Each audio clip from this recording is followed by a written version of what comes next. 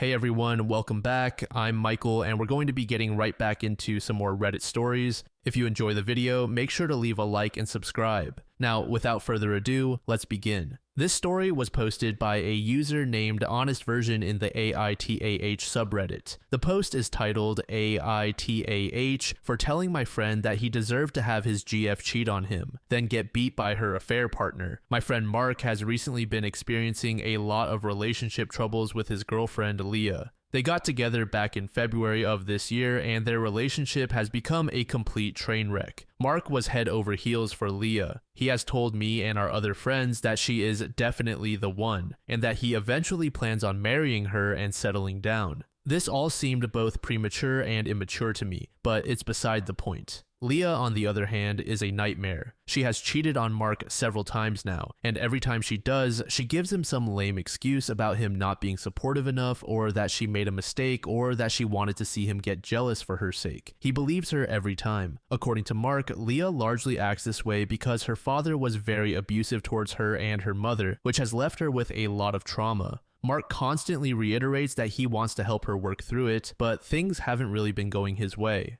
Since September, Leah has been seeing another guy, Derek, and she is 100% infatuated with him. I only know this based on what my other friends have been telling me because I was in another state for college. Mark has been arguing a lot with Leah about Derek, and she has threatened to leave him if he doesn't simply accept her for who she is. He did. Not only that, he and Leah have entered what he calls a semi-open relationship. This means, according to Mark, that Leah is allowed to see Derek as much as she wants, but Mark isn't allowed to see anyone else. This is because Leah fears that Mark would become emotionally invested in someone else and leave her. Mark begrudgingly agreed to this arrangement and has been seething about it for months. Since about November, Leah has been spending more time with Derek than with Mark. While Mark doesn't admit it, our other friends have told me that she is essentially in a full-time relationship with Derek and only comes to Mark for money and emotional support. Fast forward to this week, I'm back home for the break.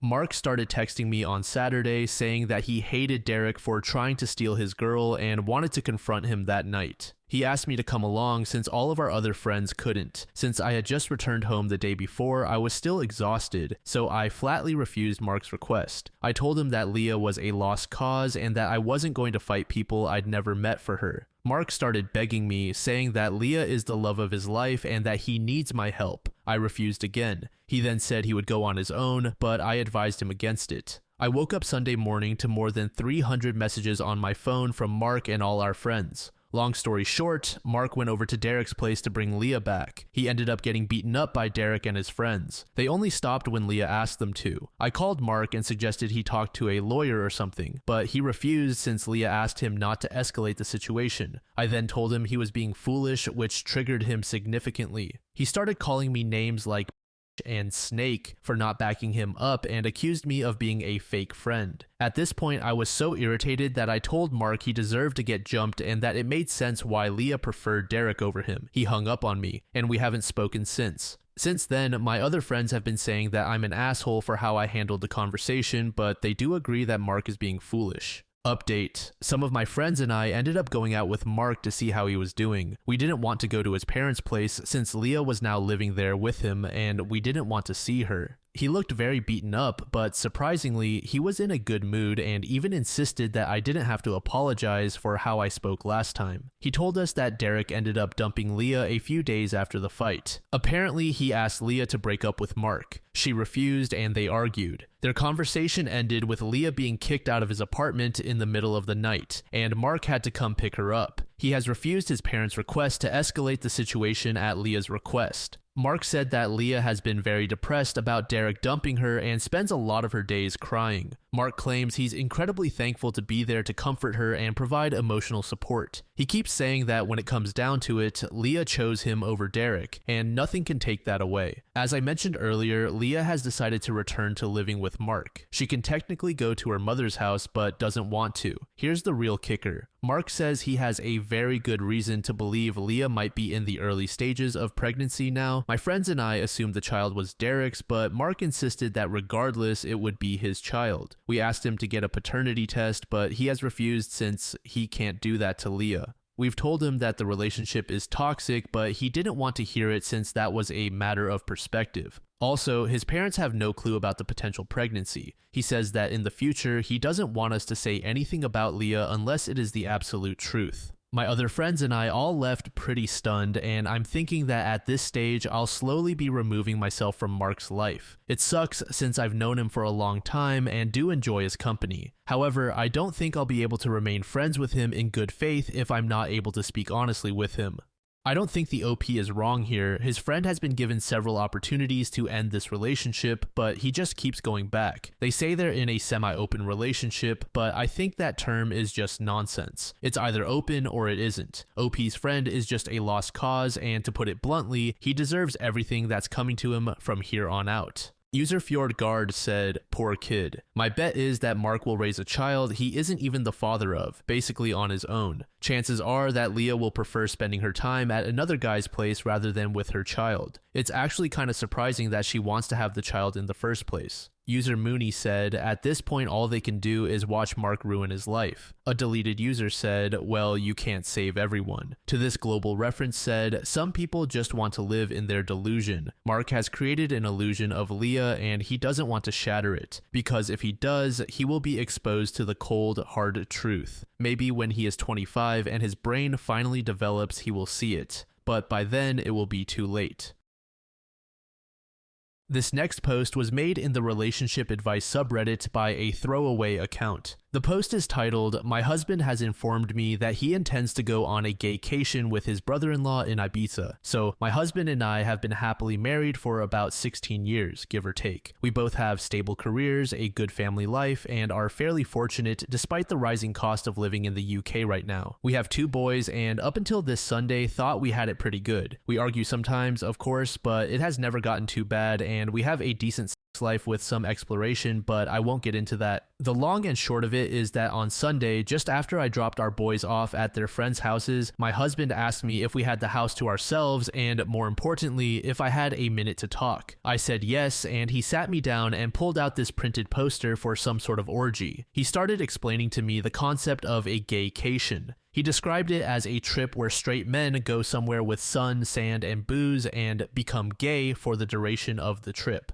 But that's fine because it doesn't actually count. What happens on the gaycation stays on the gaycation. I was completely silent and mortified, even more so when he mentioned that he was looking into booking a trip to Ibiza next year with his brother-in-law to experience it for himself. When he finally let me speak, I asked him to be clear. Was he gay? Because if so, that's okay, but we would need to figure out what happens going forward. I didn't let myself get angry or upset, I was just stunned. He swore up and down that he wasn't gay and that he was 100% attracted to women and still loves me and our boys. So I asked if he thought he might be bisexual, but he got very defensive, saying I needed to drop the accusations. He insisted that this is the beauty of the gaycation. It allows straight men to experience gayness without actually being gay. It's like going to an aquarium. Again, he was adamant that he doesn't find men's bodies or genitalia exciting at all, but he feels the need to experience this. I told him I'm really not comfortable with it because even if he were bi, this would be explicitly cheating on me. He got angry again and reiterated that he's not gay because that's the beauty of the gaycation, etc. I had enough at that point and left the room. I ignored him for the rest of the day, but we spoke at dinner where I asked him again why he wanted to do this so badly if he's not gay. He said he's interested in how gay men's lives differ from straight men's lives, and that unfortunately, once the gaycation begins, it's simply impossible for a man to resist. He must surrender himself mind, body, and soul to the gaycation or be destroyed. I really can't put into words how surreal it was because he spoke so matter-of-factly. He insisted this is something straight men do all the time and that he's actually doing it a bit late. I told him that if he has any love for me, then he can't go ahead with this. If he does, our marriage will be over. We didn't speak anymore after that. Since then, he's mentioned nothing more about it, but somehow, this is what scares me a lot. It genuinely seems to be tearing him up inside. He didn't go into work on Monday because he told them he felt too ill. He looks distraught every time I see him. I really don't think he's wholly gay. I can absolutely believe he's bi, but I'd rather we talked about that in a healthy way rather than having this incredibly weird denialism around going on a holiday to Ibiza. Has anyone known straight guys to do this and then come back and just go back to being straight? Surely that can't be a thing that happens. I'm so out of my depth here. I just don't know how to even initiate the conversation. For the record, I also haven't mentioned it to his sister yet. I don't know how I'd even break it to her. Thanks for any help. Just being able to get this out there has helped even just a little bit. Edit, wow, this blew up. This has been incredibly sobering, and I think I've now confirmed what I already knew. The marriage is dead one way or another. In a way, I was in denial myself about that. I contacted my sil and she initially screamed at me, calling me a liar and insinuating that I was trying to steal her husband. She called me back shortly after to apologize and admitted she was in deep shock. I have asked my parents to look after the boys and we're going to meet tomorrow to discuss this in more depth. I have also texted my husband to inform him that he will need to make alternative accommodation arrangements because he will not be sleeping here tonight, and a bag will be waiting for him. I'm not sure if the mods want to lock the post or not, but I think I've got my answers. Thank you for all the kind words, especially Champion Flight, who really gave me the dose of reality I needed. P.S. I see a lot of people asking about the aquarium, and at the risk of doxing myself, there is a pretty famous aquarium in the UK called The Deep. At the very end, you walk through a tunnel that goes underneath the main fish tank, so it's quite immersive, I suppose. My husband explained the aquarium analogy by saying it's a bit like that. You go there and observe the fish. You even get a bit up close, but you never actually enter the water or become a fish, so it doesn't really count. It was a very bizarre analogy, and I pointed out that it still makes no sense. He just got more huffy and insisted that I just don't get it, and frankly, I still don't. Update. So, when I last posted, I had contacted my husband to tell him he wouldn't be staying at home tonight and that a bag would be waiting for him. As you can imagine, we argued quite badly. I won't go into the specific details, but I am now 100% on board with the fact that, at a minimum, he's bisexual and might even be gay altogether. We've had arguments in the past, but I've genuinely never seen him have such a childish tantrum before, screaming about how I just don't understand the gaycation, and insinuating that I'm actually homophobic because I refuse to allow him to participate in this cultural exchange with the gay community. A lot of you suggested asking him if it would be acceptable if the roles were reversed, so I asked him if it would be acceptable for me to go and sleep with other guys during that week. Like clockwork, he became very angry and offended, saying it's completely different because a gaycation means nothing and what happens on the gaycation stays on the gaycation, etc. So it doesn't actually count, whereas I'd just be straight up cheating. Well, I turned it around on him. No, but you see, what happens in Manchester stays in Manchester.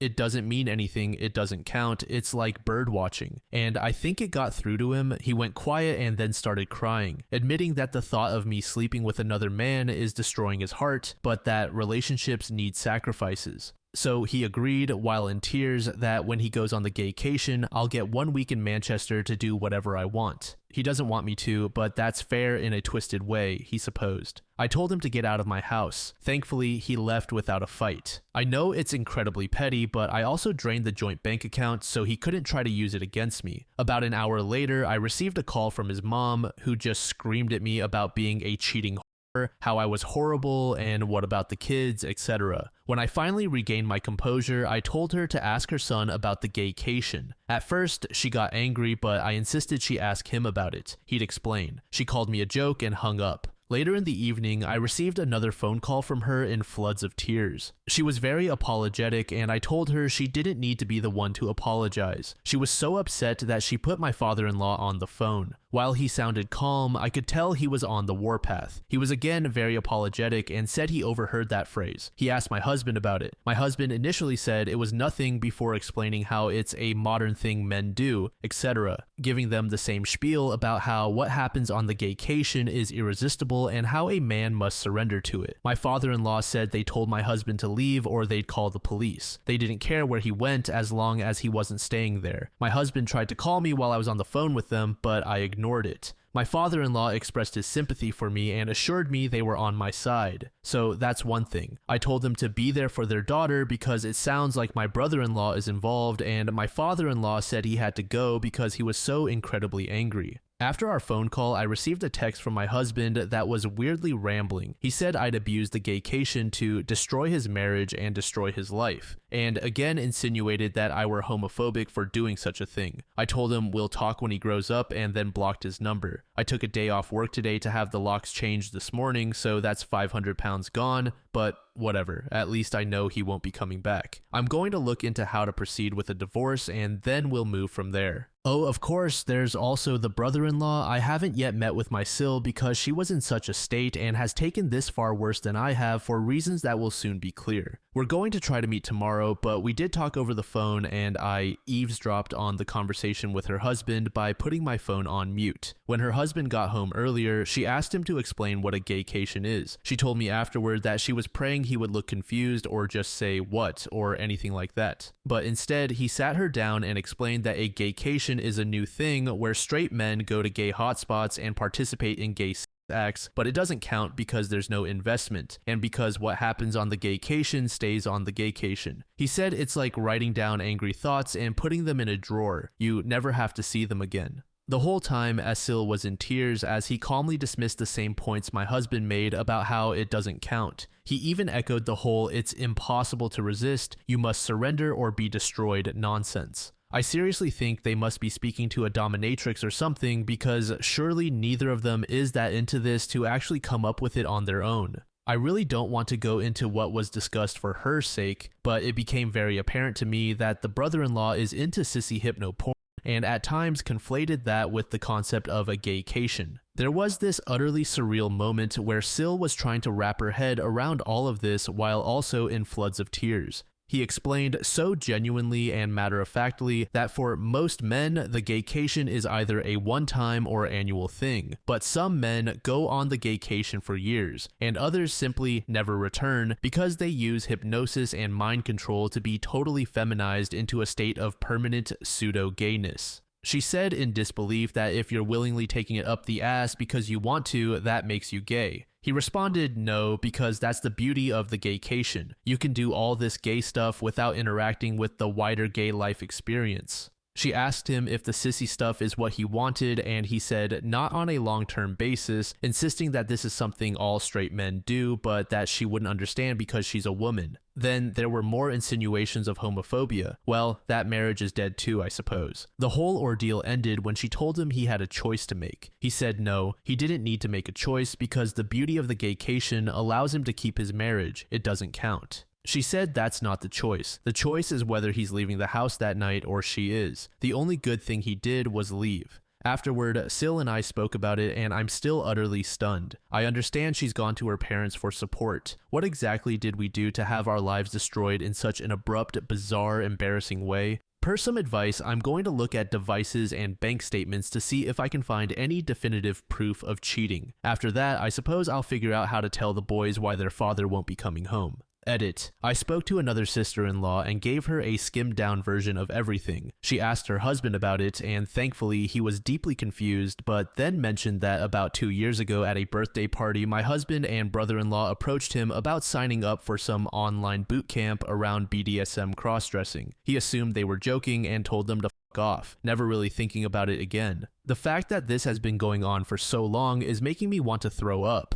OP's husband is wildly deluded. I actually had to do a bit of a double take when reading this. I wasn't sure if I was understanding the story correctly. I'm basically speechless after reading it. It seems like a pretty cut and dry situation, albeit a strange one. If OP's husband is gay, that's fine, he can go and be gay, but it's obviously unfair to subject his partner to that and try to gaslight her into thinking this is acceptable in a marriage. User Angel Irene said, the internalized homophobia here is suffocating. Real talk. I think the concept of a gaycation is actively homophobic. I hate it. If it were a vacation that openly gay men took to go wild every year with their gay besties, then sure. But it's not. It's an overly complicated way to cheat on your wife. User Rickenback said, the ironic thing is that these two men are the ones behaving like homophobes. Acting as if gay sex doesn't count as cheating implies that gay sex is somehow less valid. It's straight up homophobia. User Moss said, I mean, as a gay guy, there are indeed plenty of straight men who don't feel guilty about cheating on their wives with other men because it doesn't count because they're not really gay. But man, I've never seen anyone so committed to that concept.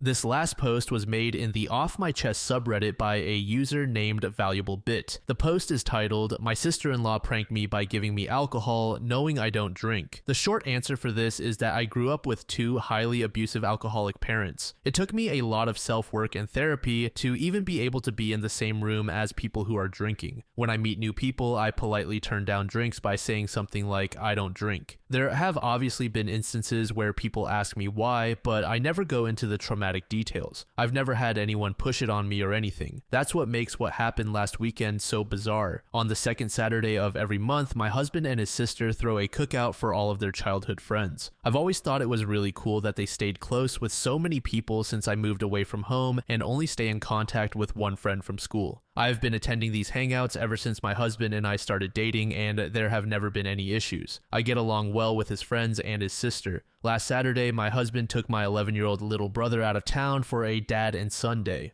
So I went to the cookout alone this time. I've done this a couple of times before and it's always been fine. My sil handed out the usual mimosas and I asked for just orange juice like always. When I took a sip of the drink she handed me, I immediately spit it out because I could taste champagne. I turned to my sil and said, "Oh, you must have given me your drink by mistake." When I turned around, I noticed her and two of her friends laughing. I was so confused. I asked what was going on, and my sil said through her giggles, "We thought it would be funny to see how you react to alcohol since we've never seen you drink it before. You should have seen your face." I was honestly just so shocked that my only response was, "What the hell?" As they continued laughing, I told them I was leaving. I honestly don't even remember the drive home because I was trying to keep myself from having a panic attack. When I finally got home, I broke down crying. My husband and brother got home shortly after that, and I couldn't hide how I was feeling even if I wanted to. My husband immediately asked me what was wrong and I broke down again. I hate that my brother had to see me cry. I try to keep our house as happy and safe as possible. After putting on a movie for my brother, I explained what happened to my husband. He was so mad. I've never seen him like that before. He told me to relax with my brother while he sorted everything out. I could hear him yelling at his sister on the phone, and after almost an hour, he came and sat with us and told me we wouldn't be seeing her again. The next day, we told my mother and father-in-law. I've always been really close with them, so I wanted to confide in them, but I was scared because that's their daughter, and I didn't want to speak badly about her to them. To my surprise, they were absolutely mortified and very apologetic on behalf of their daughter. I'm so glad because my little brother adores them. It would have been devastating if our relationship with them suffered because of this. So yeah, this past week has been so weird. I feel oddly betrayed. I hate that my sil and her friends used me as some sort of entertainment for the day. While they may not know the trauma this triggered inside me, I'm confused about why they thought that was an okay thing to do. I also feel guilty because I don't want my husband to stop going to the cookouts and lose his time with his friends, nor do I want him and his sister to never see each other again because of me.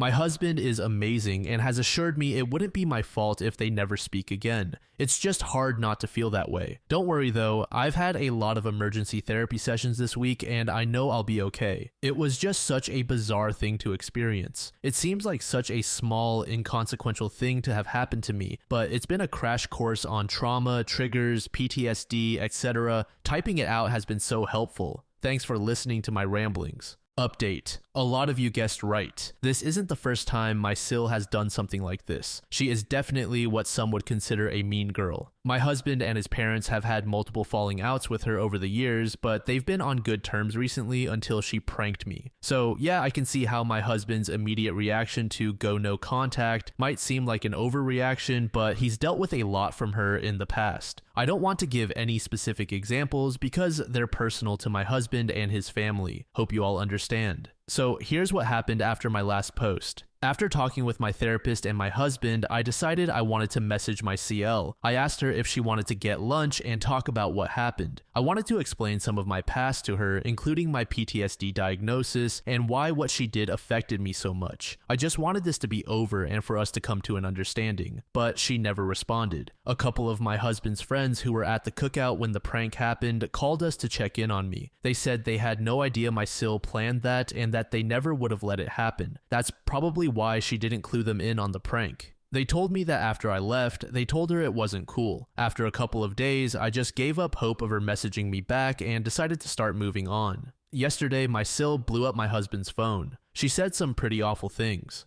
To summarize, it was along the lines of, "It's not my fault your wife is a PSSE who is scared of champagne." She said she never liked me and wished my husband had stayed with his high school girlfriend. The worst thing she said was that my husband was just doing charity by taking in a couple of orphans. If you don't remember, I have custody of my 11-year-old brother, and we don't have any contact with our parents because they're abusive. So yeah, some pretty awful stuff. I was honestly just shocked. I thought we got along fine. We were never best friends or anything, but I had no idea she held this much animosity toward me. Maybe she's just embarrassed and lashing out because some of her friends berated her for it? I don't know. My husband sent just one message back to her saying he never wants to see or talk to her again, then blocked her and her husband's numbers. He told his parents what happened and they were furious too. I don't know what they said to her, but they're about as done with her as my husband is. Since I've been in therapy and have support around me, her words didn't bother me much. I know she obviously has some problems to deal with and I'm just her latest target. The worst thing she did was bring my brother up. I'll never forgive her for that. He's not an orphan, he has two parents who love him, and I'm not either. I have in-laws who love and support me. They always have my back, even when it comes to their own daughter. If I never see my sil again, I'd be fine with that. I truly hope one day she'll come to her senses and understand that the way she treats people isn't right. We've decided to turn every second Saturday of the month into family day instead of the cookouts. I'm going to be just fine. I'm already feeling miles better than I did when writing my previous post. For everyone calling me dramatic, I'm genuinely glad you don't have experience with PTSD or triggers. I don't think it's funny to give someone alcohol without their consent, even if you know the person drinks. Anyway, again, thank you for all the kind words. I hope there will be no more updates, but if anything crazy happens, I'll let you know. User Matcha Magpie said, "Don't mess with what people put into their bodies. Period. I'm glad that OP's husband and in-laws have her back. Unfortunately, that's not always the case in these stories." The sequel said, "People are so weird about alcohol for no reason. When people ask if I don't drink, there genuinely isn't a single answer I could give that isn't weirdly personal or mood ruining. So I just go ahead and say every possible reason. I'm pregnant, a former alcoholic with several DUIs, my parents were abusive drinkers, and I'm riddled with the entire DSM-5. I have no idea how I'll act these days while under the influence. And it tastes terrible. Like, are you happy now? Why do people randomly want you to lore drop at a bar? Stop asking questions like a nosy toddler. Grow up and let me enjoy my soda."